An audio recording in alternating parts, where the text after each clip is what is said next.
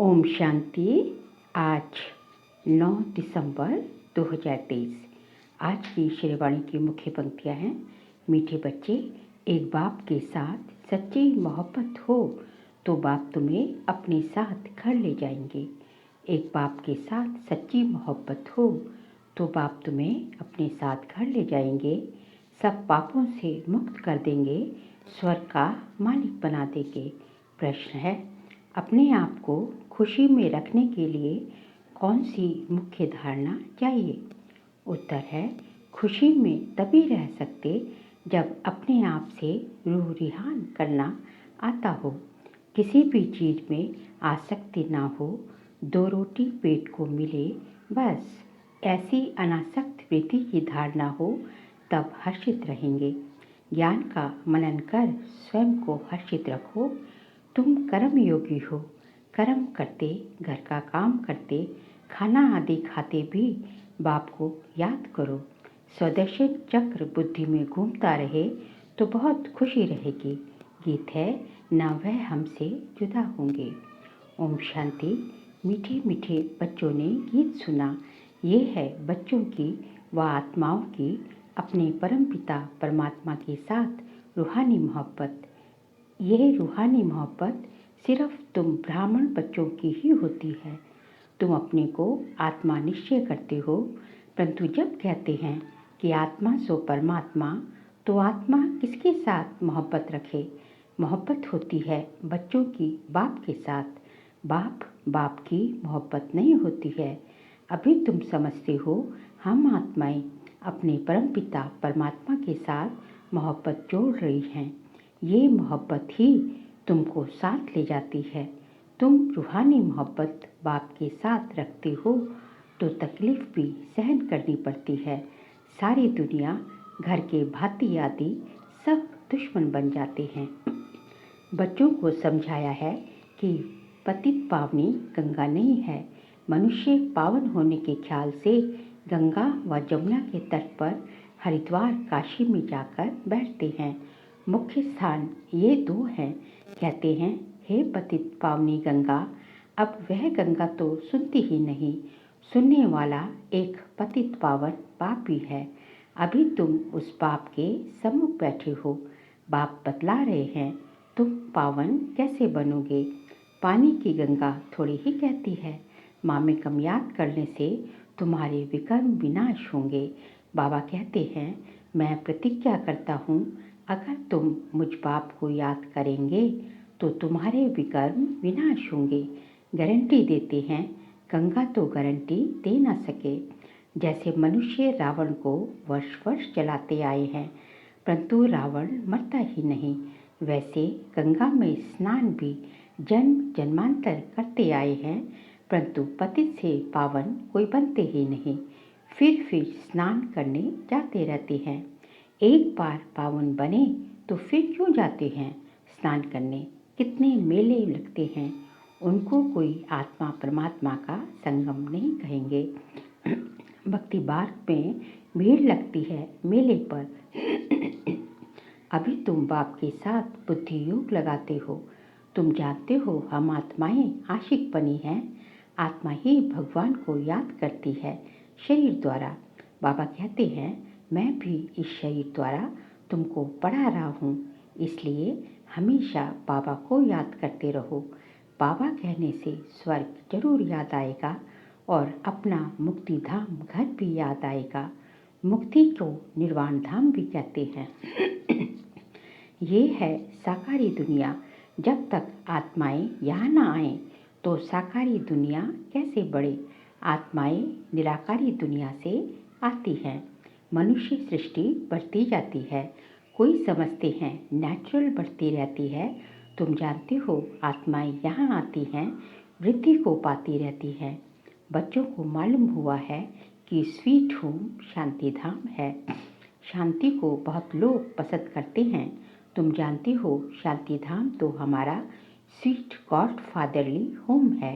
भारतवासी विलायत से लौटते हैं तो कहते हैं, हम अपने स्वीट होम भारत में जाते हैं, जहाँ जन्म लेते हैं। वह देश प्यारा लगता है।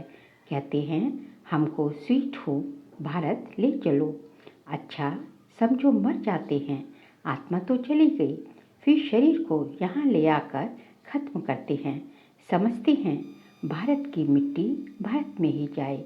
नेहरू ने शरीर छोड़ा तो उनकी राख देखो कहाँ कहाँ ले गए।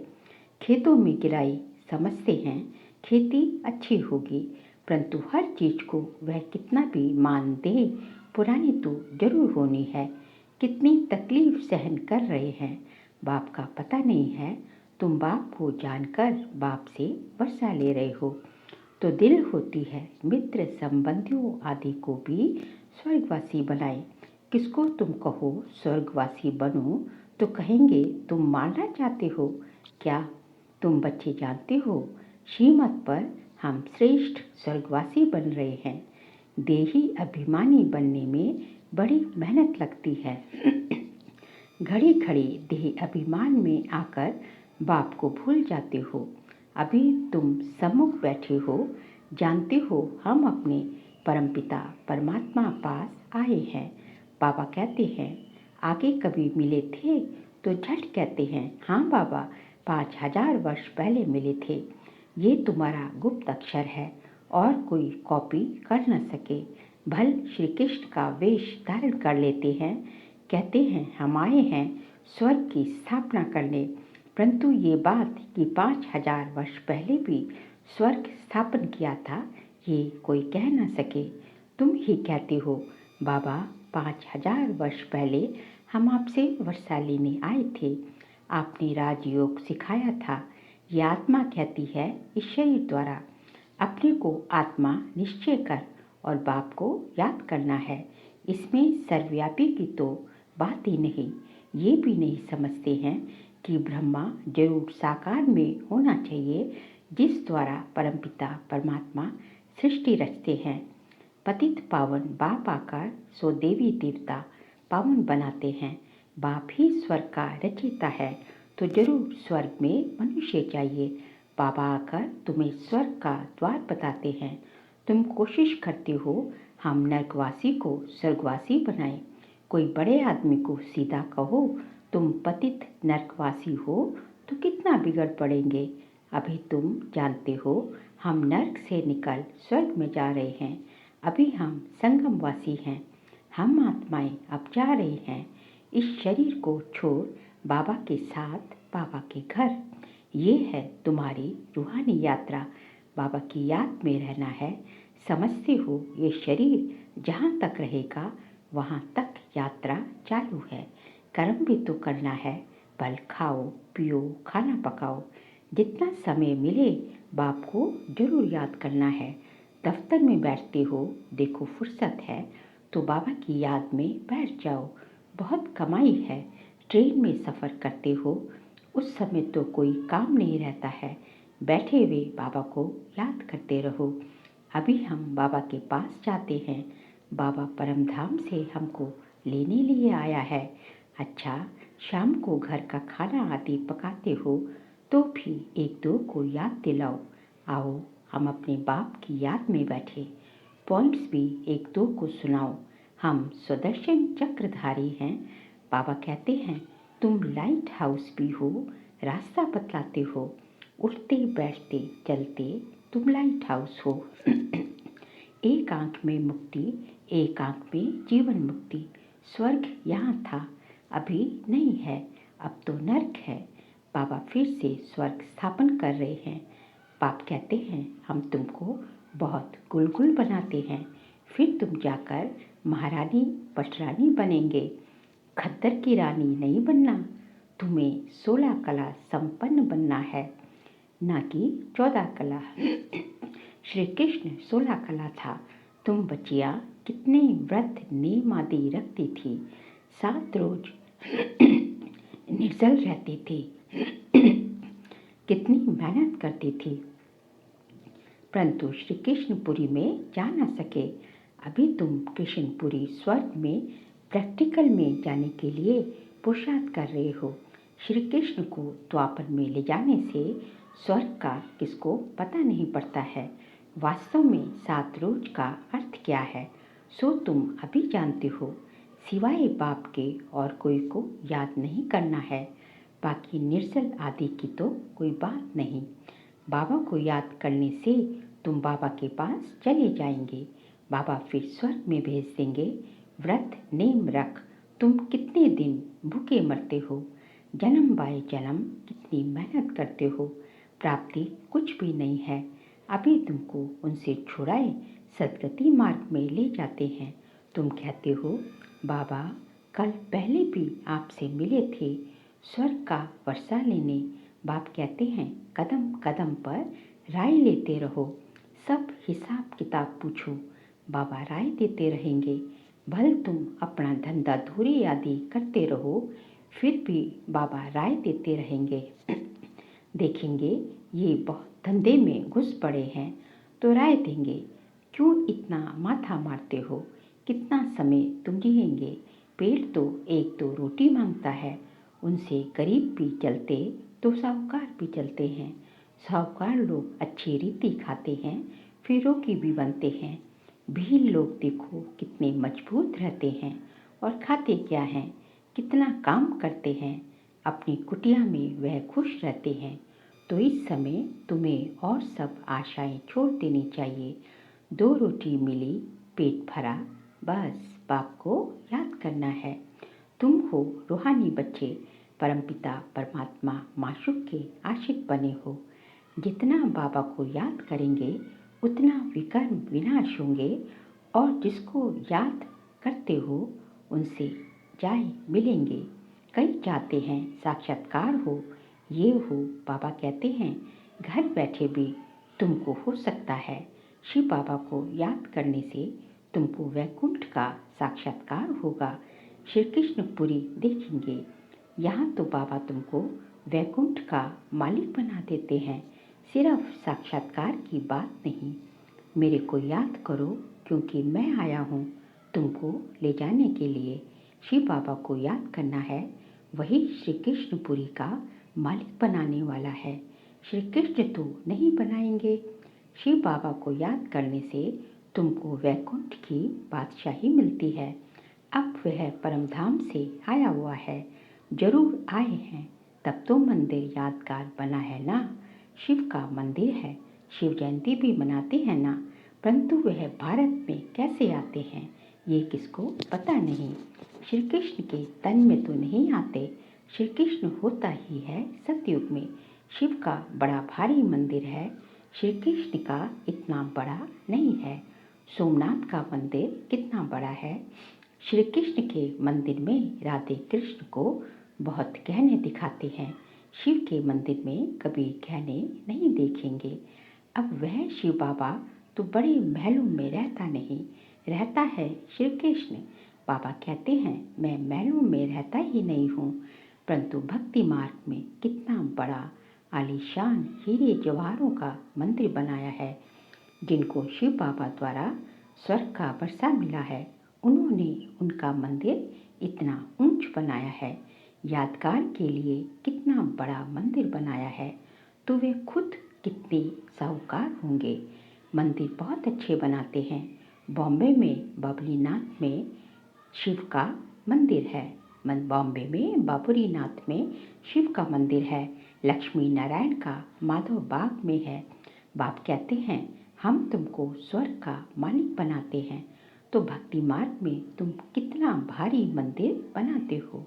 और अभी देखो कैसे झोपड़ी में बैठा हूँ। तुम्हारा भी नाम बाला होना है। तुम जानते हो हमारा फिर मंदिर बनेगा। हमारे बाप शिव के भी बहुत मंदिर हैं। कमाल है, जिन्होंने सोमनाथ का मंदिर बनाया था वो कितने धनवान होंगे।